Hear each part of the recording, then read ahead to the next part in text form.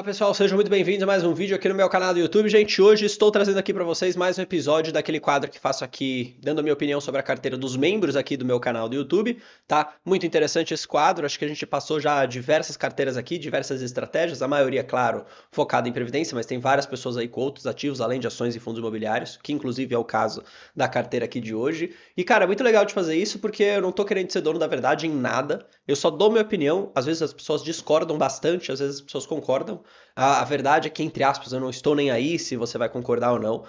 Tipo, eu não tô aqui pra agradar ninguém, sabe? Pra ficar sendo consenso. Tô aqui pra dar minha opinião. Acho que esse aqui é o objetivo do meu canal e você assiste meu vídeo pra isso.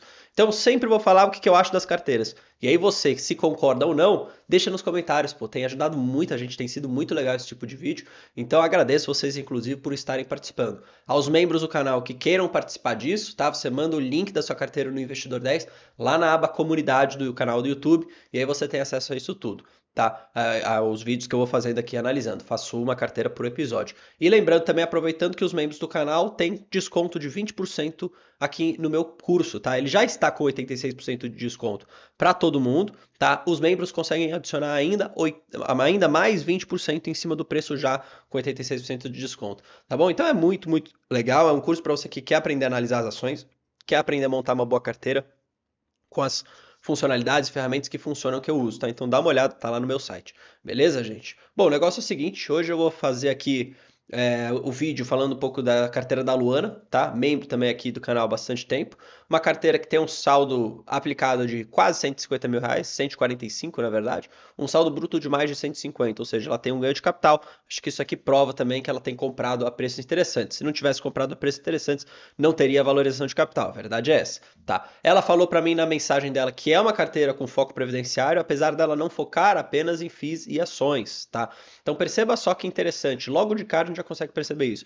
A maioria é ações e FIIs, justamente pelo viés previdenciário, mas ela não deixa de diversificar. Seja de forma internacional com ETFs, o que eu tenho falado muito para os membros, que isso é importantíssimo, e tenho ficado muito feliz que nas carteiras aqui tem aparecido o pessoal a fazer esse tipo de movimentação. Tem os REITs também, que é uma espécie aqui, a gente poderia dizer, não são exatamente fundos imobiliários, mas é uma espécie, é meio quase que se fosse um comparável, se a gente for falar de forma básica, aos fundos imobiliários, mas lá nos Estados Unidos. Ela tem criptomoeda também, tá? Ou mais de 11% da carteira dela, o que é interessante, acho que mostra também que ela acredita nisso.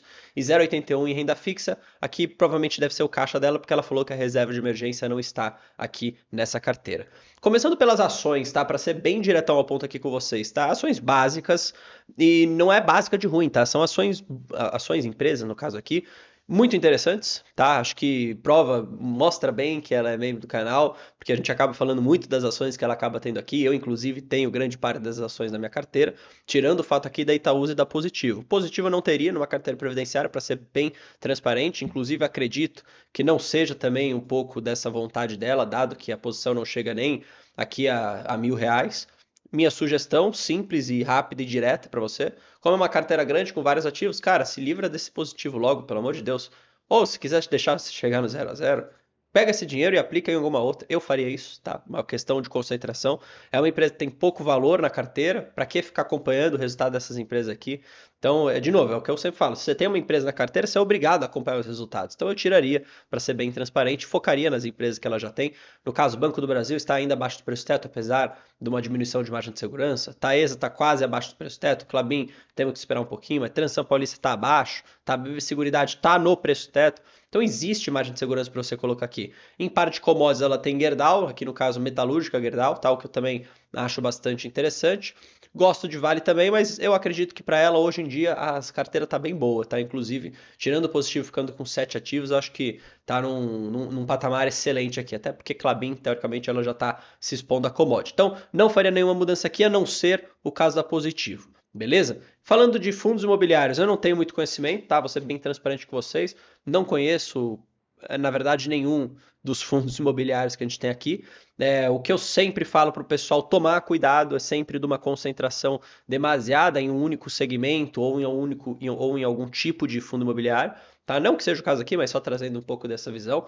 E deixo aqui os comentários abertos para vocês que estão aqui assistindo esse vídeo, se você tem alguma opinião sobre algum fundo imobiliário que está na carteira dela aqui, tá? Se você acha que algum é muito ruim, comente. Se você acha que é bom, não tem problema. E perceba que é uma quantidade interessante em fundos imobiliários, inclusive maior a quantidade em FIIs do que ações. Acredito também justamente por gerar, né, esse dividendo mensal, esse rendimento mensal que muita gente gosta, eu não vou julgar, tá? Eu prefiro ficar em 100% ações, minha zona de conforto, minha zona de conhecimento maior, mas nada contra quem tem fundo imobiliário, tá? Quando eu falo que eu não invisto é porque para mim não faz sentido, mas não que seja um tipo de ativo ruim. Em cripto aqui ela tem o famoso Bitcoin, acho que se for para ter uma cripto mesmo, se você não for um conhecedor, como alguns colegas que eu tenho na Genial, eu, por exemplo, não conheço nada, acho que eu estaria também o Bitcoin. Perceba que, inclusive, até uma grana boa que ela tem aqui em Bitcoin, inclusive com variação aqui positiva, né, de quase 16%. E é uma coisa, talvez, eu não diria que é binário, porque eu acho que o Bitcoin realmente tem muito para subir, a verdade é essa. Só que não cabe na estratégia previdenciária. Como ela falou que ela acaba tendo um pouco de tudo na carteira, mas o foco é previdenciário, tudo bem, sem problema nenhum. Eu acho que eu também iria para esse lado se eu quisesse ter um pouquinho de criptomoeda, tá? Acho que eu iria para o Bitcoin. Muito legal ver isso daqui, tá? Que é o IVV, já em ETFs internacionais. Eu sempre falo isso para vocês, isso vem da teoria lá dos mercados eficientes lá de trás, que se fala que nos Estados Unidos você pode se expor a ETF, tá? E você vai ter ao longo do tempo uma performance talvez muito superior a alguns gestores, inclusive a quem faz stock pick.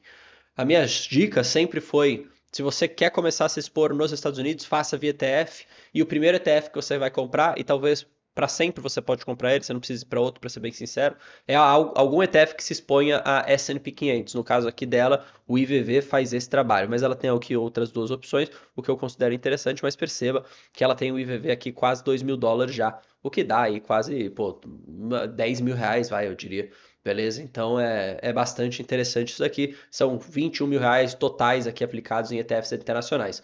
Os REITs, que é meio que aquela espécie, eu diria, tá, do fundo imobiliário, mas lá nos Estados Unidos, são duas opções aqui, um valor um pouco menor. Eu gostei de uma coisa, tá, aqui da carteira dela. Perceba que ela tem uma carteira, óbvio, de R$ 150.000, tá? Mas perceba que ela não tem posições minúsculas em um monte de coisa. As posições são até que interessantes, tá? Cada classe ativa aqui tem pelo menos mais de R$ 10.000, o que já mostra, de certa forma, que ela também foca nisso. A única mudança que eu faria até agora é tirar esse positivo aqui, tá? E na renda fixa aqui, que muito possivelmente é o não é caixa, mas é o reserva de oportunidade dela, pelo amor de Deus. Ou não, né? Sei lá, 120% de CDI, eu nunca vi um CDB do Nubank a 120% de CDI. Mas tudo bem, não tem problema. Perceba que aqui é um valor bem irrisório nesse sentido, talvez possa ser realmente o caixa dela, tá? Falando um pouco de proventos, dado que é o foco da carteira, tá? Perceba aqui que nós conseguimos já perceber uma forte evolução de 23 para 24, a mesma coisa que aconteceu inclusive com a minha carteira pública aqui do canal, já tenho mostrado para vocês, tá? É uma carteira interessante, começou, eu diria, de forma mais robusta, tá? Se a gente for olhar aqui lá em 23, ou seja, mostra que com qualidade, com foco em bons ativos e com aportes, você já consegue ver esse aumento bem exponencial, tá? Ou bem relevante aqui dos seus proventos, que é o que interessa para as pessoas, tá? Em termos de gráfico aqui de rentabilidade dela, quando a gente compara aqui nos últimos 12 meses, meio pau a pau com o Ibov, mas perceba que o interessante aqui é a volatilidade muito menor da carteira, tá? Acho que isso é legal de falar. Desde o início do ano, tá? Comparando também aqui com o Ibov, tá? Perceba que o Ibov volta a ficar muito próximo, mas olha, teve momentos que o Ibov era zero, negativo, a carteira dela manteve. Isso daqui é importante se olhar. Não adianta você só comparar a rentabilidade bruta do negócio. Você tem que ver também como que a sua carteira estava alinhada ao risco, né? Que é essa volatilidade também. Beleza? Interessante comentar.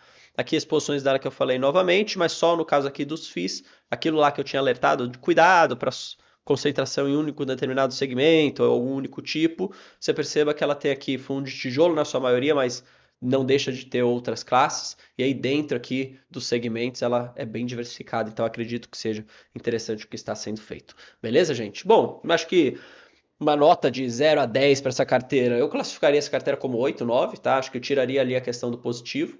Né? Claro que se fosse a minha carteira eu mudaria muita coisa, no sentido para alocar para mim, né? Que seria praticamente só ações, mas não é uma mudança que eu sugeria a ela, porque não são ativos ruins que ela tem. Tem um pouco dessa visão que você precisa saber quando você estiver tentando tomar sua decisão. Então foque primeiro no que você quer, no que você se sente confortável, no seu objetivo, assim por diante. Tá bom, gente? Muito obrigado a todo mundo que acompanhou. Tamo junto, até o próximo vídeo. Valeu, falou. Fui.